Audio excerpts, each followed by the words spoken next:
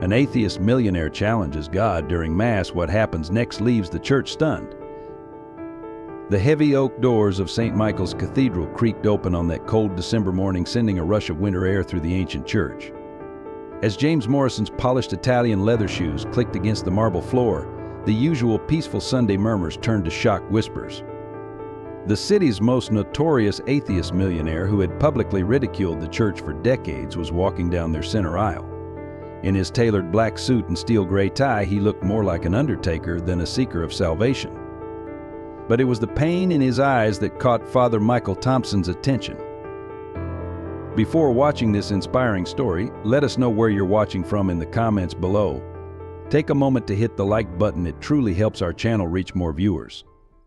The name James Morrison had become synonymous with success in Boston's financial district, but few knew the broken foundation upon which his empire was built. 30 years ago, he was simply Jimmy, a bright-eyed 8-year-old whose world revolved around his parents' small bookstore on Cedar Street, just 3 blocks from St. Michael's Cathedral. That reality shattered on a bitter December night when an electrical fire tore through their apartment above the bookstore. The smoke alarms had failed. His parents managed to push him through a window onto the fire escape, but never made it out themselves. Young Jimmy stood on the icy sidewalk, watching helplessly as flames consumed everything he loved. In the aftermath, he found himself at St. Michael's doorstep, seeking shelter from more than just the winter cold. But under Father William Blake's leadership, the church's coffers were mysteriously empty when it came to helping orphans. "We must prioritize our limited resources," the priest had said, his gold watch glinting in the candlelight as he turned the boy away. The foster system proved equally cruel. Jimmy bounced between homes, carrying only his father's worn leather wallet and his mother's cross necklace, items recovered from the ashes. Each new placement stripped away another layer of his childhood faith, replacing it with hard-learned lessons about survival and self-reliance. But where others might have broken, Jimmy Morrison hardened. He worked through high school, saving every penny. A scholarship to Harvard Business School opened doors, and his natural acumen for numbers did the rest. By 30, he had founded Morrison Financial Group. By 40, he had built it into a billion-dollar empire. His success became a weapon, carefully honed against the hypocrisy he'd witnessed in his youth. He made headlines not just for his business acumen, but for his scathing critiques of religious institutions. His annual donations to secular charities were matched by public debates challenging religious leaders. Local papers dubbed him the Atheist Oracle, a title he wore with bitter pride. Yet behind the carefully constructed facade of cynicism, the 8-year-old boy who lost everything still lingered. His penthouse office overlooked St. Michael's spire, a view he claimed was a reminder of institutional failure, but perhaps served as something more. The leather wallet, now cracked with age, remained in his desk drawer. His mother's cross, though never worn, stayed locked in his personal safe. Those who worked closest with Morrison noticed his peculiar habits, the way he never turned away a struggling parent seeking help, his anonymous donations to foster care reform, and how he always seemed to disappear on the anniversary of the fire. His harsh exterior masked a deeper understanding of loss and injustice, fueling both his success and his anger. As Boston's elite celebrated his financial genius, few recognized that every achievement was built on a foundation of grief. Each new building bearing the Morrison name stood as a monument to what he'd lost and what he believed had been denied him in his moment of greatest need. His wealth became both armor and artillery in a war against the faith that had failed him. Now, at 53, James Morrison had everything money could buy, yet remained haunted by the questions of that winter night. His crusade against religious hypocrisy had defined him, but it hadn't healed him. And perhaps that explained why, after all these years, he found himself drawn back to the place where his faith had died, carrying a challenge that would shake the very foundations of St. Michael's Cathedral. St. Michael's Cathedral stood as a testament to both divine aspiration and human failing. Its Gothic spires had pierced Boston's skyline for over a century, though its foundation stones held stories darker than the stained glass would suggest. Under the previous leadership of Father William Blake, the cathedral had been as much a center of power as of prayer. The cathedral's recent history was a study in contrasts. During Father Blake's 20-year tenure, donations flowed freely from Boston's elite, yet community programs mysteriously struggled for funding. The soup kitchen closed. The orphanage partnership dissolved. The building itself gleamed with new marble and gold leaf while neighborhood families sought assistance elsewhere. Father Blake had cultivated a congregation of influence rather than faith. Sunday services became social events where Boston's wealthy displayed their latest fashions and political connections. The front pews, once reserved for the elderly and infirm, were now assigned by donation level. The cathedral's books, like its conscience, remained carefully closed to public scrutiny. When Father Blake passed away 2 years ago, he left behind a legacy of unanswered questions and unsettled debts. His successor, Father Michael Thompson, inherited more than just a prestigious pulpit. At 38, the younger priest brought modern ideals and uncomfortable questions to his new role. His first action opening the church's financial records sent shockwaves through the parish council. Father Thompson discovered irregularities that suggested decades of mismanagement. Charitable donations had been diverted, investments had mysteriously underperformed, and property deals showed troubling patterns. But his efforts to investigate were met with resistance from long-standing parish members who preferred to protect the cathedral's reputation. The new priest's reforms faced subtle sabotage. Committee meetings became battlegrounds between old and new guard. Traditional donors threatened to withdraw support. Anonymous letters questioned his leadership. Yet Father Thompson persisted, driven by a conviction that the church needed cleansing before it could truly serve its purpose. Among his most controversial changes was reopening the cathedral's community assistance programs. He converted the rarely used parish hall into a daily soup kitchen and established a partnership with local shelters. The crystal baptismal font disappeared, replaced by a simple stone basin. Collection money began flowing outward to the community rather than into cathedral improvements. These changes attracted a different congregation.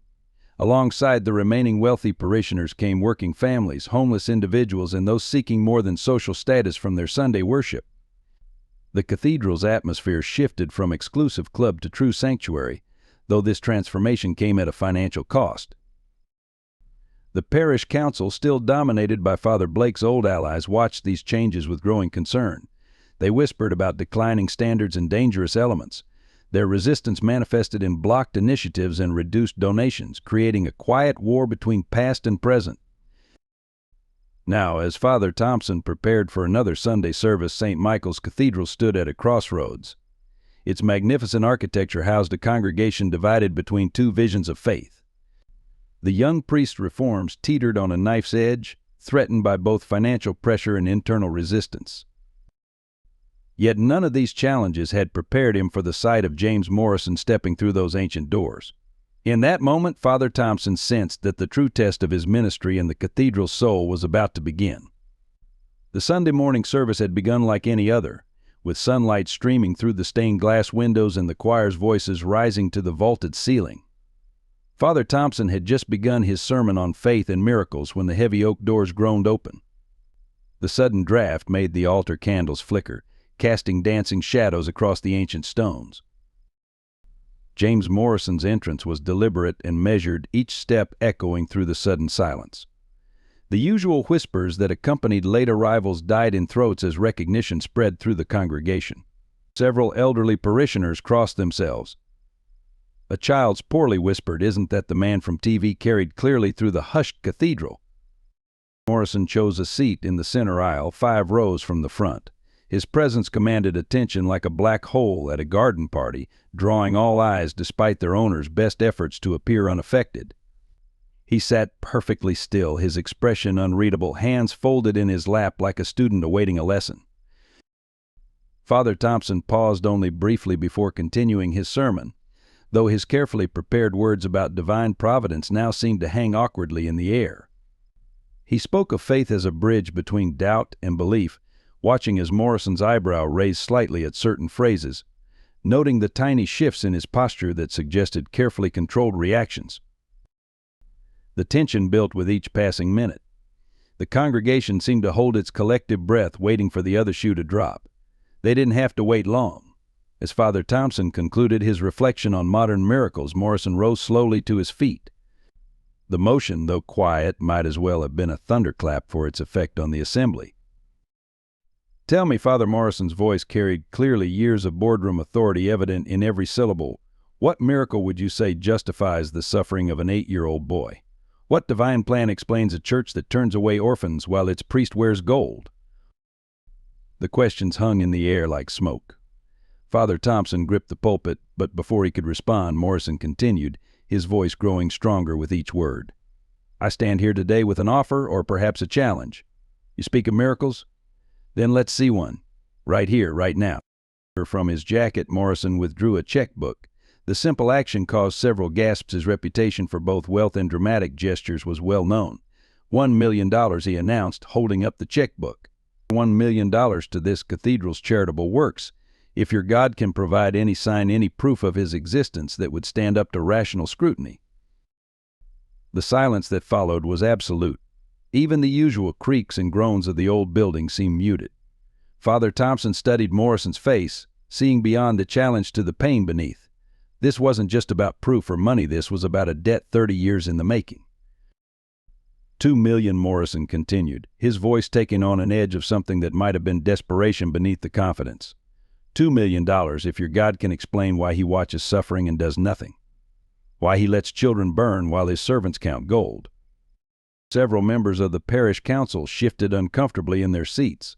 Father Thompson noticed their reactions, adding another piece to the puzzle he was assembling about the cathedral's past. The young priest stepped down from the pulpit, moving to stand directly before Morrison. The two men faced each other across a gulf far wider than the physical space between them. Morrison towered over the priest, success and power radiating from his expensive suit and commanding presence. Yet Father Thompson stood his ground, compassion rather than challenge in his posture. The tension in the cathedral had reached an almost unbearable level. Someone coughed, the sound shockingly loud in the silence. Outside, a siren wailed past, its Doppler shift a reminder of the world beyond these walls.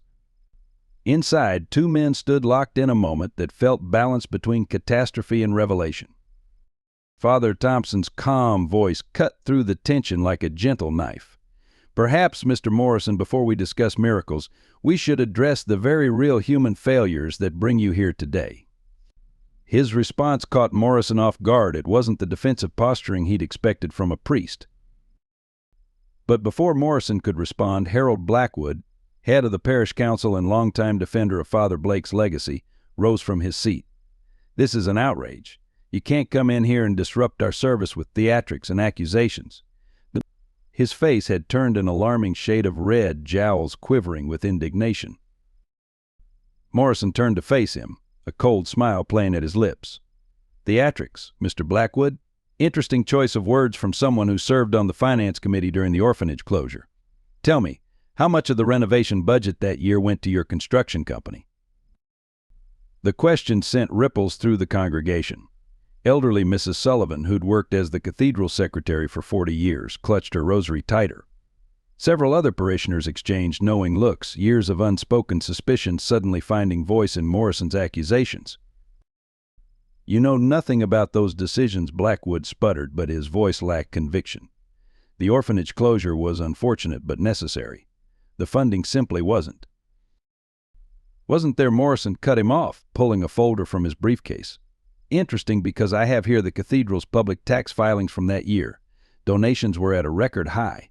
So where did the money go, Mr. Blackwood? Where did it go while children slept in shelter beds? Father Thompson raised his hands, trying to restore order as murmurs swept through the pews. Please, this is still a house of God. If there are questions about past administration, they should be addressed properly, not. A house of God. Morrison's laugh was sharp enough to make several people flinch. Is that what you call this monument to hypocrisy? Let me tell you what I saw in God's house 30 years ago. I saw men in expensive suits deciding which children were worth saving. I saw gold candlesticks while homeless families were turned away. I saw.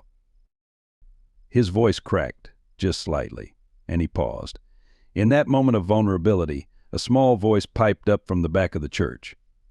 Did you lose your mommy and daddy too? All heads turned to see 8-year-old Sarah Parker, a recent addition to the cathedral's community through Father Thompson's outreach programs. Her foster mother tried to shush her, but the question hung in the air. stripping away the layers of anger and accusation to expose the raw wound beneath.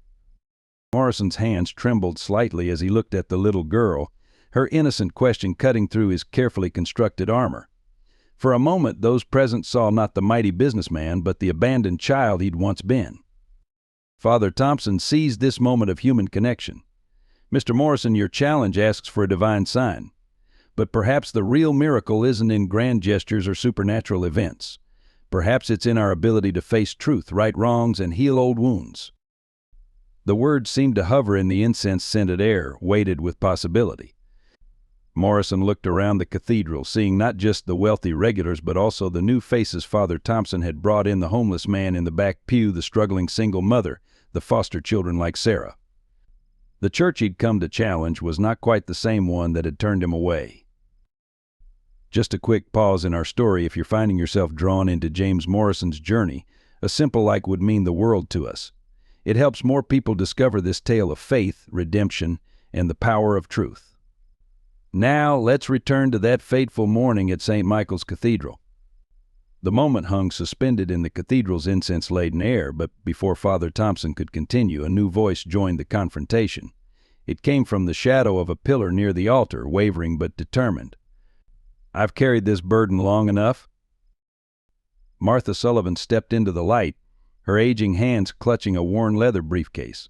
For 43 years she had served as St. Michael's caretaker, cleaning floors and polishing brass while the city's elite passed her by like another piece of furniture.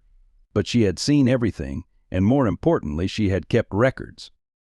"When you came that night, Jimmy Morrison." Her voice quavered but grew stronger with each word.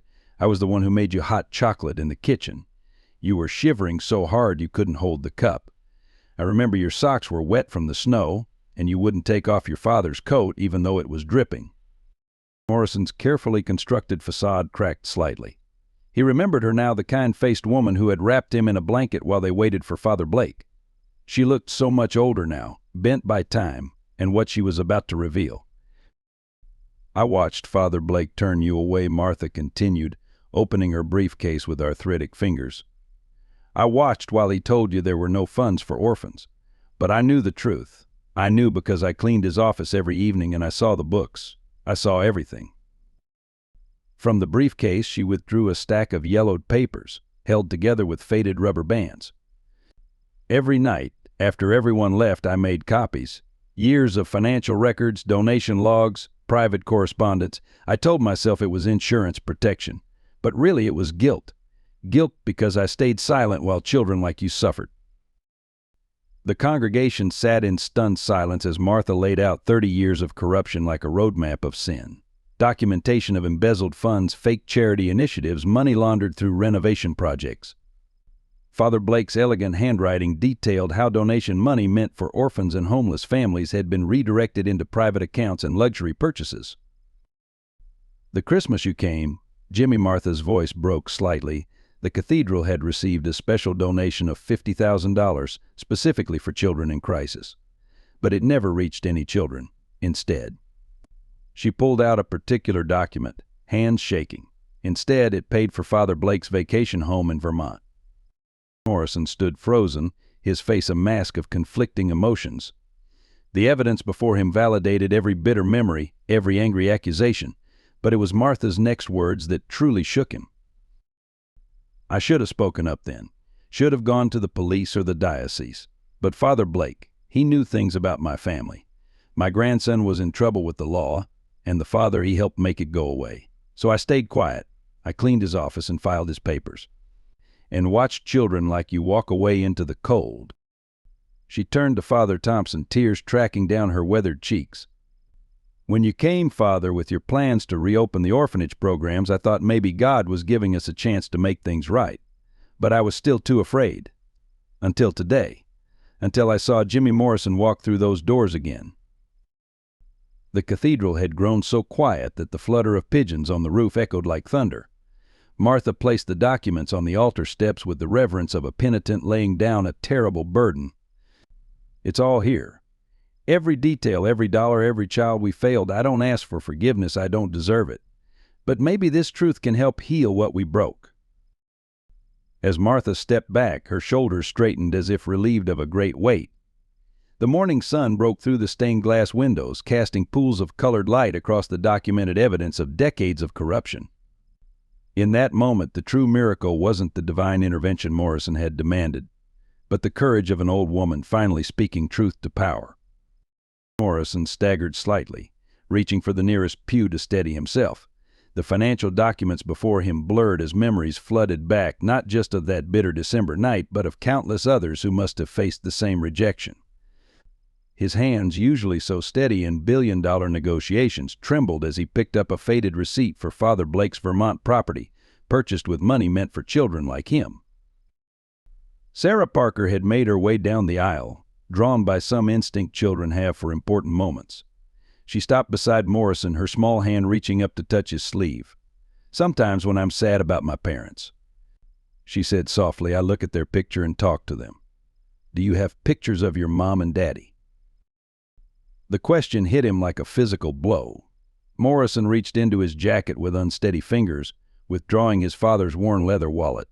He hadn't opened it in years, but the photograph was still there, faded and creased, showing a smiling couple outside their bookstore. Sarah studied it solemnly. "Your mommy has kind eyes," she observed, "like Miss Martha's." The simple comparison between his mother and the woman who had just exposed decades of corruption broke something in Morrison's carefully maintained composure. A single tear tracked down his cheek, followed by another. Father Thompson moved forward, his steps echoing in the hushed cathedral. "Mr. Morrison," he said gently, 30 years ago, this church failed not just in its financial duties, but in its most fundamental purpose to provide sanctuary to those in need. The truth Martha has revealed today is devastating, but perhaps it's also an opportunity." Harold Blackwood chose this moment to try slipping quietly toward a side door, but Morrison's voice stopped him. "Going somewhere, Harold? Afraid Martha might have copies of your construction invoices, too." The older man froze, then slowly returned to his seat, defeat evident in every movement. Sarah tugged at Morrison's sleeve again. "When I first came here," she said, "I was really angry too. But Father Thompson says sometimes being angry just means you're really sad and don't know how to say it."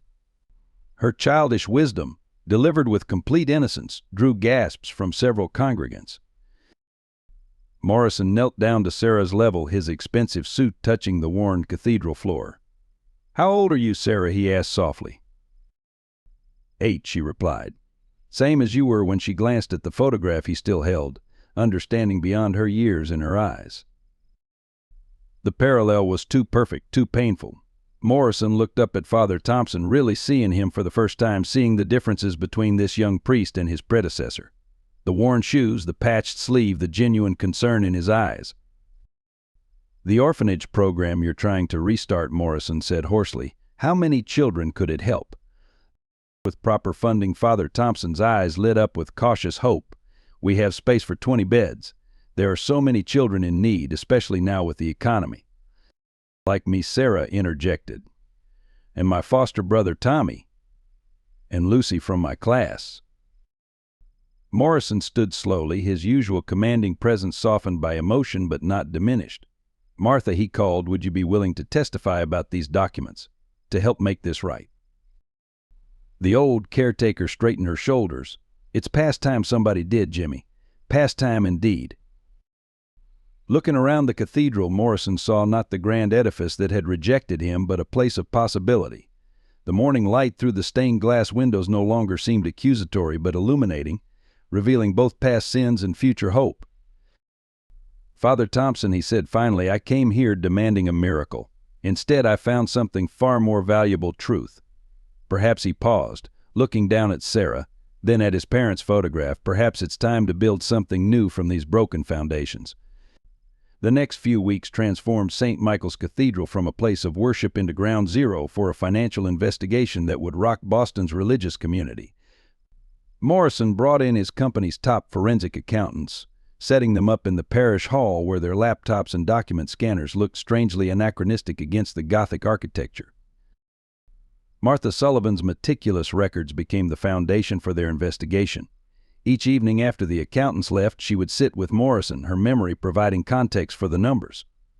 She remembered every child turned away, every family denied assistance, mapping 30 years of hurt, onto spreadsheets and bank statements. The stories behind the numbers became a litany of lost opportunities and crushed hopes. Father Thompson threw himself into the investigation with equal fervor, opening every door, providing access to every record. His transparency stood in stark contrast to the decades of secrecy that had preceded him. The young priest spent hours with the investigators, his face growing increasingly troubled as the full scope of his predecessor's actions came to light.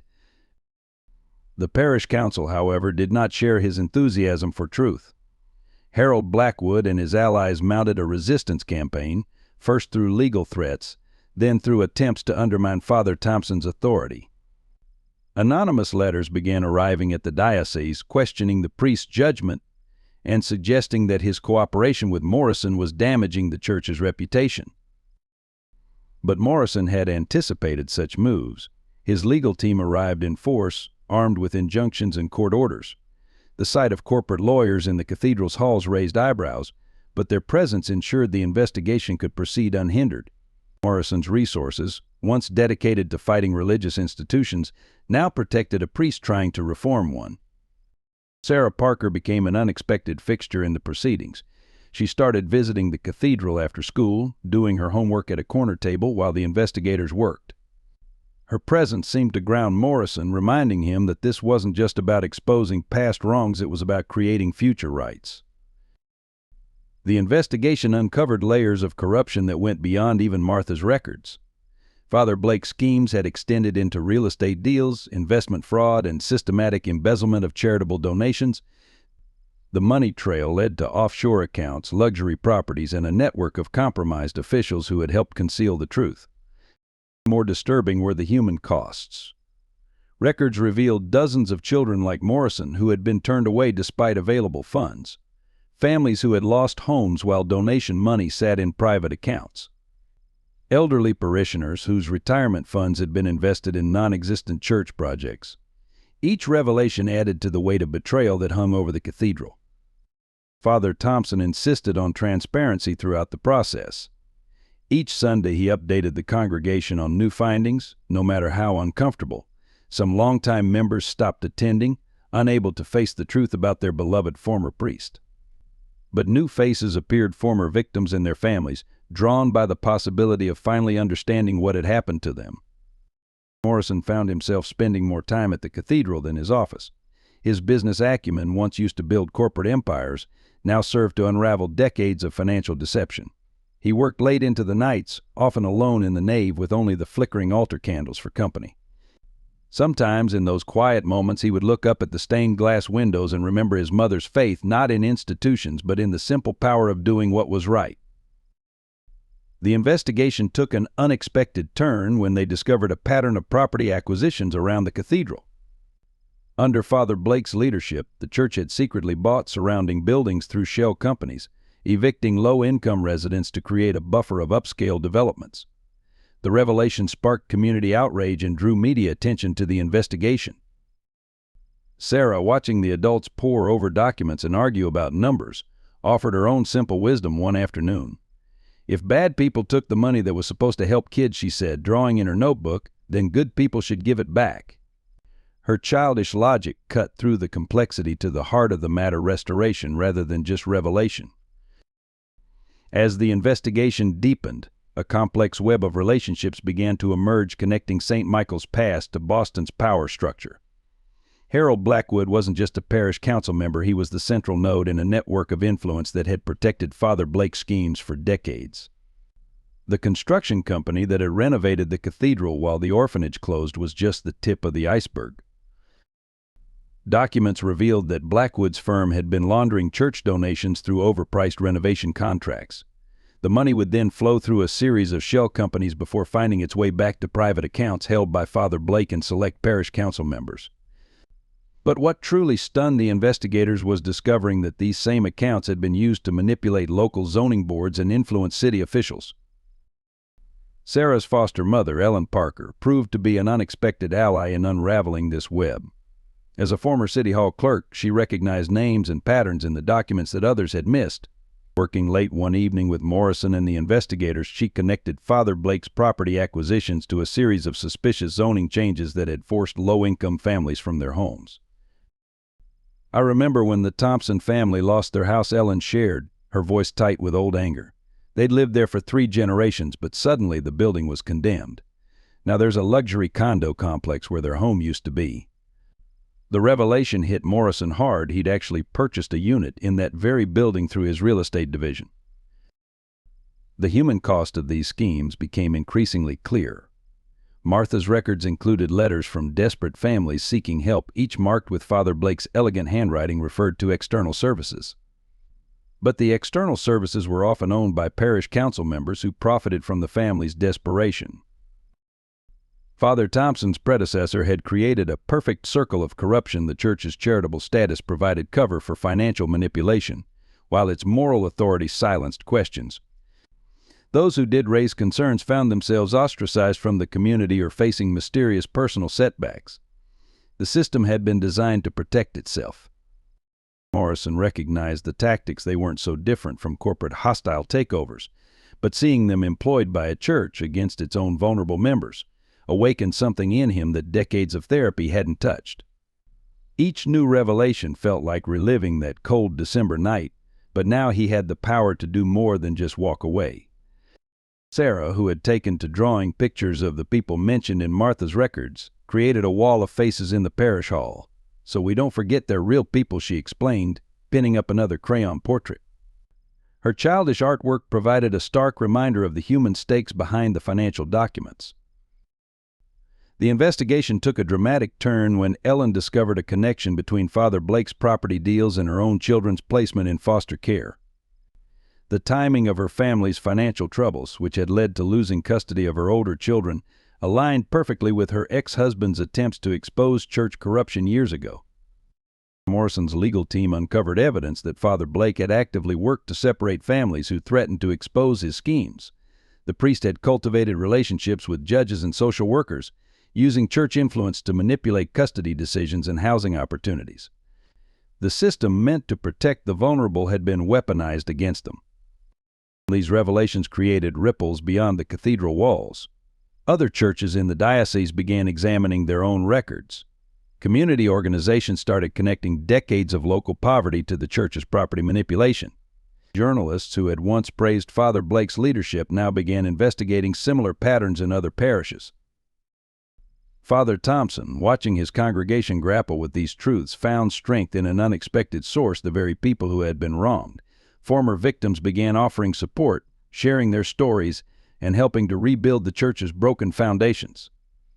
Their forgiveness, freely given, proved more powerful than any corruption.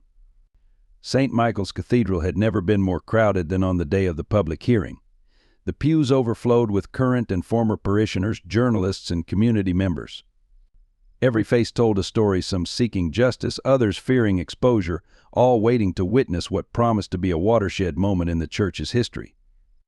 Morrison stood at the podium, his usual corporate confidence tempered by the weight of the moment. Behind him sat Father Thompson, Martha Sullivan, and a panel of diocesan officials. The evidence gathered over the past weeks had been compiled into a report so damning that the Archbishop himself had requested this public reckoning. 30 years ago, Morrison began, his voice steady but charged with emotion, "I stood in this cathedral as a frightened 8-year-old boy asking for help. Today I stand here as a man who finally understands why that help was denied." He gestured to the screens where financial records were being displayed. "What we uncovered isn't just financial fraud, it's a systematic betrayal of everything this institution claims to represent." From his seat in the front row, Harold Blackwood shifted uncomfortably as Morrison detailed the network of corruption. Each transaction was meticulously documented, each betrayal laid bare. The evidence was irrefutable: decades of charitable donations diverted, families displaced, lives destroyed, all in the name of profit and power. Sarah Parker, sitting with her foster mother, raised her hand unexpectedly. The gesture was so innocent, so incongruous with the gravity of the proceedings, that Morrison paused. Father Thompson nodded, encouraging her to speak. She stood, her small voice carrying clearly through the hushed cathedral. "My real parents died like Mr. Morrison's did," she said, clutching one of her drawings. "But Father Thompson and Miss Martha helped me when I was sad."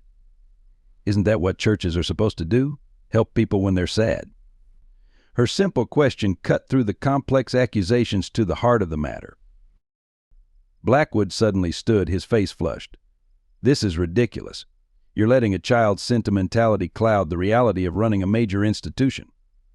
Father Blake understood that maintaining the cathedral's position in society required difficult decisions. "We did what was necessary."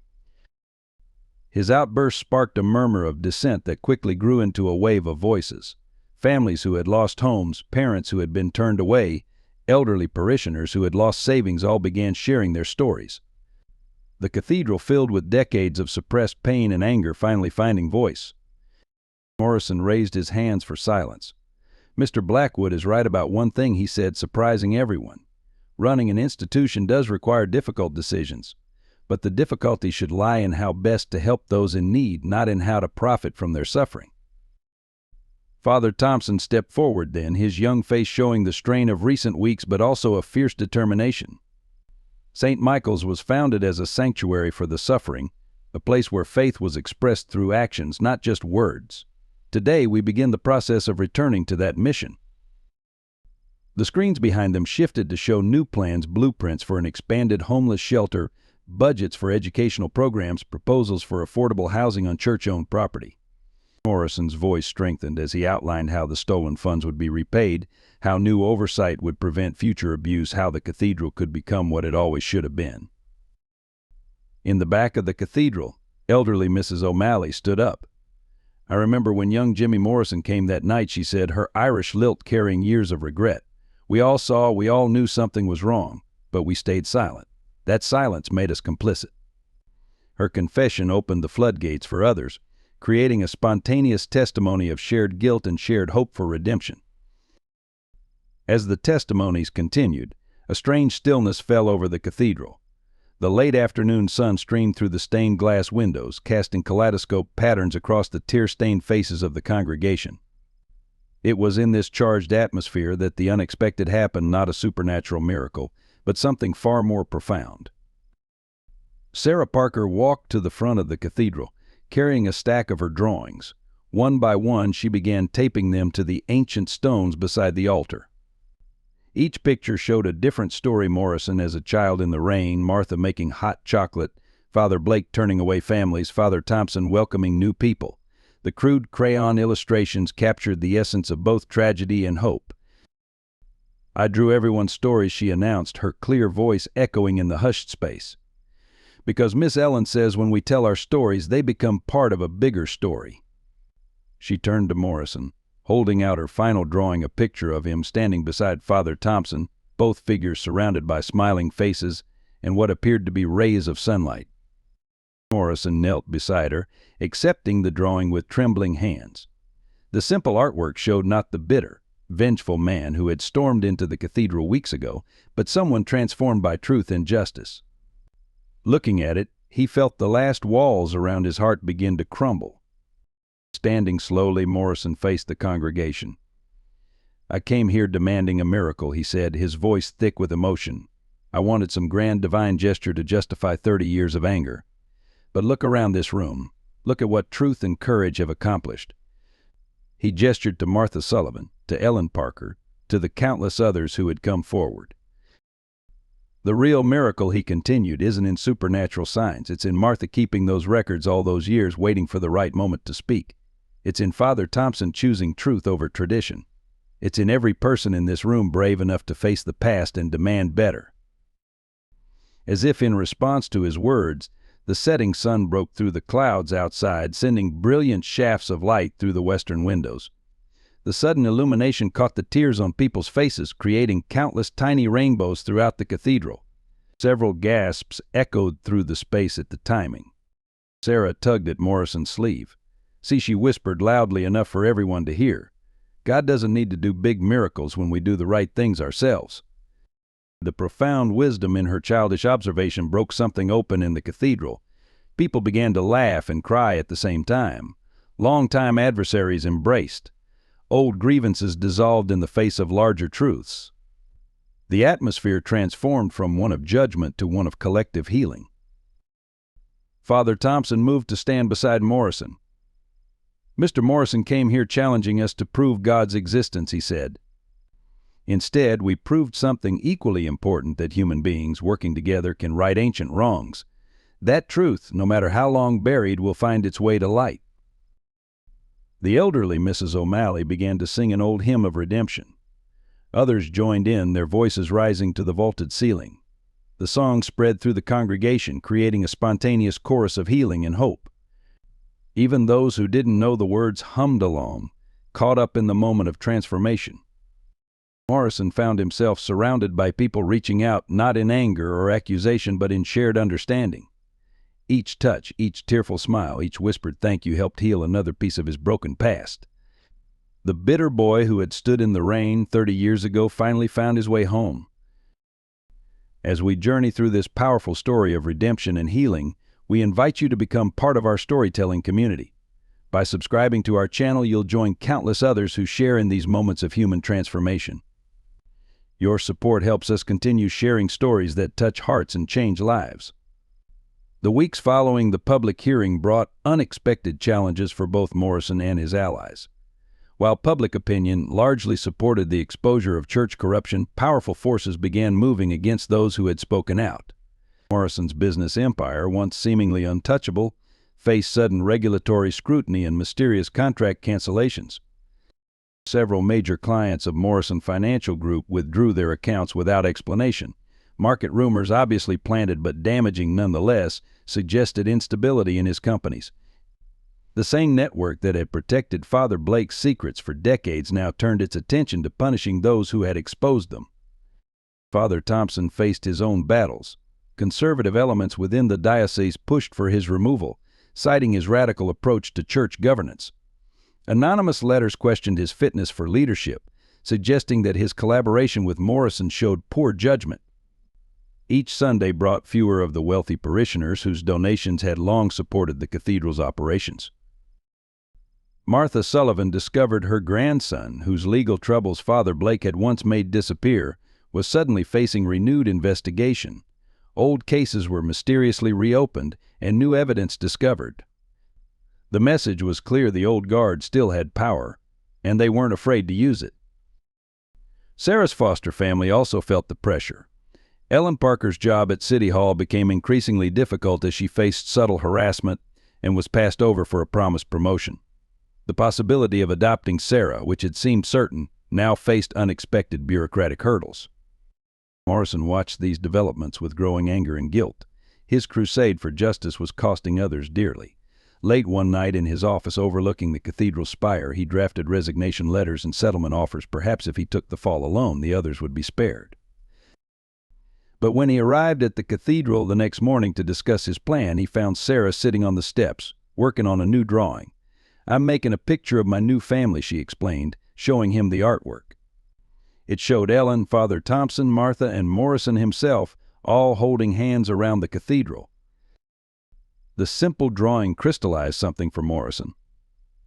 The cost of speaking truth wasn't a punishment, it was proof they were fighting the right battle. The same systems that had protected corruption for so long were now revealing themselves through their attempts at retaliation. Father Thompson, finding Morrison staring at Sarah's drawing, placed a hand on his shoulder. "They think they can stop this by threatening what we have," the young priest said quietly. "But they don't understand that finding our courage has already given us something far more valuable than what we might lose." Morrison looked at the resignation letters in his briefcase, then at Sarah's drawing of her family. The choice between safety and truth, between comfort and justice, wasn't really a choice at all. He had spent 30 years building his fortune behind walls of bitterness. Now, watching those walls crumble was costing him materially but healing him spiritually. The crisis came on a cold December night, eerily similar to the one 30 years before. Sarah had been hospitalized with severe pneumonia, her foster care status complicating the insurance coverage. Ellen Parker spent sleepless nights by her bedside, while Morrison fought with bureaucrats and insurance companies, facing roadblocks at every turn. Father Thompson found himself questioning everything as he watched his community suffer. The cathedral's heating had been shut off due to maintenance issues, a transparent attempt by Blackwood's allies to disrupt services. The soup kitchen operated on borrowed propane heaters while elderly parishioners huddled in winter coats during Mass. Morrison's legal team discovered that the property management company controlling Sarah's foster home had connections to Blackwood. The maintenance issues there had become increasingly severe: no hot water, failing heat, mysterious delays in repairs. The message was clear: back down or watch those you care about suffer. In his private chapel, Father Thompson struggled with doubt. The easy path would be to resign, to let someone else restore the wealthy congregation and their generous donations. His predecessor's words echoed: sometimes the church must compromise to survive. The young priest found himself asking harder and harder questions in his prayers. Martha Sullivan's grandson faced a court date that could send him to prison. The evidence seemed irrefutable, though Martha swore it had been manufactured. Her hands shook as she continued to clean the cathedral, now more out of devotion to their cause than employment. The building felt colder than ever. Morrison stood in his penthouse office late one night, staring at the cathedral through the winter snow. His companies were bleeding money, decades of work crumbling. He had the resources to fight, but watching Sarah shiver in her hospital bed, seeing Ellen's exhausted face, knowing Martha's grandson faced prison, the cost seemed too high. That night, each of them faced their own dark moment of the soul. Ellen dozed fitfully in the uncomfortable hospital chair, wondering if she should give up the fight to adopt Sarah. Father Thompson knelt in his cold church, questioning whether his principles were worth his congregation's suffering. Martha sat by her grandson in the courthouse holding cells, the weight of 30 years of silence crushing her anew. Morrison found himself driving through the snowy streets, eventually parking outside the cathedral. The building loomed in the darkness, its spire disappearing into the swirling snow. He sat there remembering another snowy night, another desperate child, another moment when the easy wrong had triumphed over the difficult right. Inside his warm car, Morrison's phone buzzed with messages from his board of directors, demanding he distance himself from the church controversy to save the company. The path to safety was clear: abandon the fight, protect his wealth, let others carry the burden. It would be so easy to drive away. Then his phone lit up with a text from Ellen, a photo of Sarah sleeping in her hospital bed, her favorite drawing clutched in her hands. The crayon masterpiece showed their makeshift family standing together, stronger than the forces trying to break them. In that moment, Morrison understood that backing down would mean losing something far more precious than money. The breakthrough came from an unexpected source. As Martha was cleaning the cathedral's basement storage rooms, preparing for another cold night, she discovered a hidden panel behind an old confessional. Inside was a metal box containing Father Blake's personal journal and a sealed letter dated just days before his death. The letter, addressed to those who seek truth, began with a confession that shook the very foundations of the corruption they'd been fighting. Father Blake had been blackmailed for decades by a powerful group of Boston's elite families, including the Blackwoods, who had used the church for money laundering and tax evasion. His initial compliance with their schemes had given them leverage to demand more, creating a cycle he couldn't escape. Morrison's hands trembled as he read the detailed accounts. Father Blake described how he'd been forced to reject children like young Jimmy Morrison, not out of choice, but because accepting them would have exposed the criminal operations being run through the church's charitable programs. The former priest's elegant handwriting grew increasingly erratic as he detailed the weight of his guilt. But the true bombshell lay in the documented evidence Father Blake had methodically gathered over the years. Account numbers, transaction records, and most importantly, recordings of meetings with Boston's most prominent families, including several current city officials. He had been building a case, planning to expose everything, when his sudden death had silenced the truth. Sarah, who had been released from the hospital but was still weak, sat quietly drawing while the adults read through the documents. Was Father Blake a good person who did bad things, or a bad person who wanted to do good? She asked suddenly, making them all pause. Her innocent question cut to the heart of the moral complexity they faced. The journal's final entry, dated the day before Father Blake's death, read, "Tomorrow I will deliver these records to the district attorney. I can no longer bear the weight of my sins, nor the sight of children turned away from God's house. If something happens to me, let the truth be found. Let it set us all free." Father Thompson closed the journal slowly, understanding now why his predecessor had died so suddenly of an apparent heart attack. The official autopsy had found nothing suspicious, but the timing was too convenient to ignore. He tried to make it right in the end, the young priest said softly, but the truth found its own way to light. Morrison sat heavily in a pew, overwhelmed by the implications.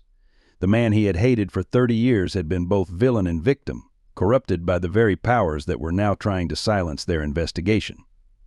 The simple narrative of good and evil he had clung to crumbled in the face of human complexity.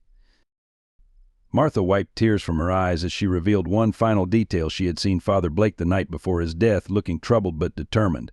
He had blessed her and asked forgiveness for all the burdens I've placed on faithful shoulders.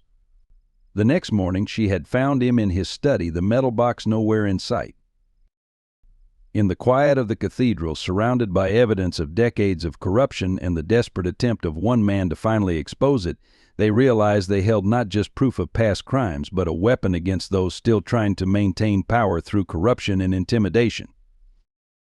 The revelation of Father Blake's letter transformed the conflict overnight. Local media outlets, which had been hesitant to cover the church controversy, suddenly found their courage. Headlines screamed of conspiracy and corruption reaching into Boston's highest circles. The cathedral became the epicenter of a storm that would reshape the city's power structure. Harold Blackwood arrived at Sunday service to find his usual front row seat occupied by former residents of the apartments his company had demolished. As he turned to leave, he faced a wall of reporters and cameras. His attempted escape through the side door was blocked by federal agents with a warrant. The sight of Boston's prominent businessmen being led away in handcuffs became the symbol of a crumbling dynasty. Sarah, still recovering but insistent on attending church, watched it all with a child's clarity. "The bad people are going away," she whispered to Morrison. Just like in the stories, her simple faith in justice touched something deep in those who heard it. The cathedral, long a symbol of corrupt power, began to feel like holy ground again. Community members started coming forward with their own pieces of the puzzle. A former bank teller produced copies of suspicious transactions she'd kept out of conscience. A retired city clerk brought forward zoning documents with irregularities he'd never dared question. Each new revelation strengthened the case against those who had treated the church as their private criminal enterprise. Father Thompson's congregation swelled, not with the wealthy elite who had once filled its pews, but with people seeking genuine spiritual community. The cathedral's halls echoed with children's laughter as families returned, drawn by the young priest's commitment to authentic ministry. The soup kitchen expanded, and plans for the orphanage program accelerated. Morrison found himself changed by the unfolding events. The bitter satisfaction he'd expected to feel at his enemy's downfall was replaced by a deeper sense of purpose. He worked tirelessly with his legal team to ensure that recovered funds went directly to helping those who had been harmed by years of corruption. Martha Sullivan's grandson's case was reviewed and dismissed when evidence of tampering came to light. She continued her work at the cathedral, but now as the respected elder she had always deserved to be. Her quiet courage in preserving evidence became legend among the congregation. Ellen Parker received a promotion at City Hall as the old guard was swept away. The bureaucratic obstacles to Sarah's adoption mysteriously disappeared. Their family's story became a symbol of hope for others fighting seemingly impossible battles against entrenched power. The diocese, forced to confront its own role in enabling corruption, began implementing the transparency measures Father Thompson had long advocated. Other churches in the area started similar reforms, creating a ripple effect of positive change throughout Boston's religious community. One evening, as the setting sun painted the cathedral in golden light, Sarah organized a special service. She had asked everyone to bring photographs of loved ones who had been hurt by the old system. The pictures were displayed on the walls where Blackwood's plaques had once hung, a gallery of faces representing both past wounds and present healing. The transformation of St. Michael's Cathedral reached its culmination on a bright spring morning, 1 year after Morrison's initial challenge. The ancient building, now restored not just physically but spiritually, hosted a dual celebration: the official opening of the Morrison Blake Memorial Children's Center and Sarah Parker's adoption ceremony. The Children's Center, housed in the renovated church annex, represented everything the cathedral should have been 30 years ago. Its doors stood permanently open, welcoming any child in need. The entrance bore a simple plaque reading, "In memory of those we failed, may we never fail again." Morrison had insisted on including Father Blake's name, understanding now the complexity of human nature and the importance of forgiveness.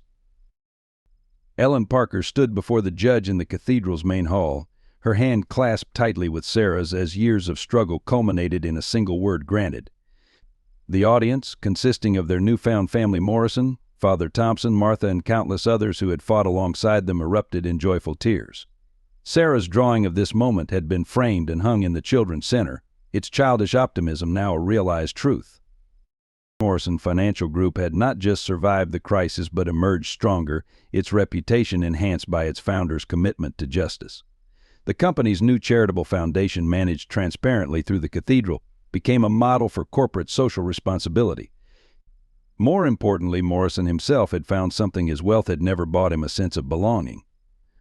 Father Thompson's reforms became a case study in religious institutional transformation.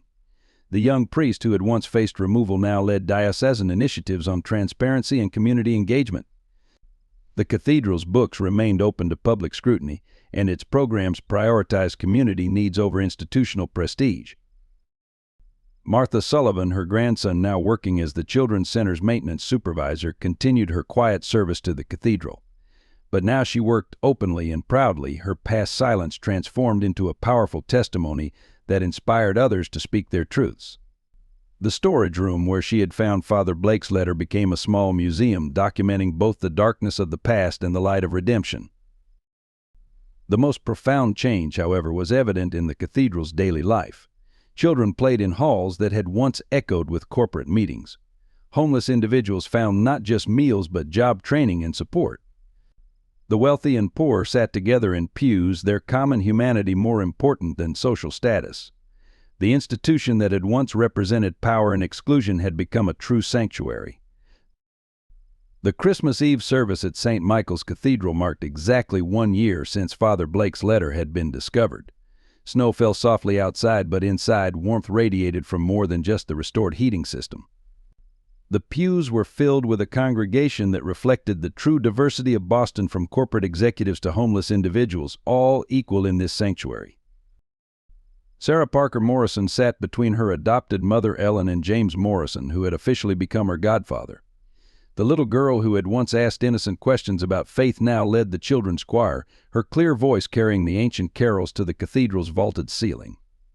Her latest drawing, displayed prominently near the altar, showed the cathedral not as a building but as a heart, with doors open to all. Morrison, watching the service unfold, felt the last pieces of his bitter past finally heal. His mother's cross, retrieved from his safe after decades, now hung around his neck not as a symbol of religious conversion, but as a reminder that faith could be found in human goodness as much as in divine intervention. Father Thompson's sermon spoke not of miracles but of the daily work of building heaven on earth, the greatest proof of God's existence. He said looking directly at Morrison isn't in supernatural signs but in humanity's capacity to choose light over darkness, truth over comfort, and love over power. Martha Sullivan sat in her usual spot, surrounded by her extended family, her grandson now studying law with Morrison's support, and dozens of children from the center who had adopted her as their grandmother. Her quiet dedication had transformed from a burden of silence into a testament of perseverance. As the service concluded, Morrison rose to make an announcement. The Morrison Foundation would be expanding the Children's Center to include a full scholarship program for foster children. The first recipient would be named the Blake Sullivan Scholar, honoring both the priest who died trying to expose the truth and the caretaker who preserved it. In that moment, as candlelight flickered across faces wet with tears of joy, the cathedral felt truly holy, not through grand ceremonies or expensive decorations, but through the simple power of human hearts choosing to do what was right. Sarah's final word captured the essence of their journey. Standing before the congregation, her small hand clutched in Morrison's, she said simply, "Love wins." And in those 2 words lay the answer to Morrison's original challenge, the proof of divine presence in human choices, everyday courage, and the enduring power of truth. If this story of faith, redemption, and human courage has touched your heart, please consider supporting our storytelling journey. Subscribe to our channel to join a community that believes in the power of truth and healing. Share this video with friends and family who might find hope in Morrison and Sarah's story. Hit the like button and let us know in the comments what moved you most. Did Morrison's transformation touch your soul? should we continue this journey with Part 2, exploring what happens next at St. Michael's Cathedral. Your engagement helps us keep sharing stories that matter.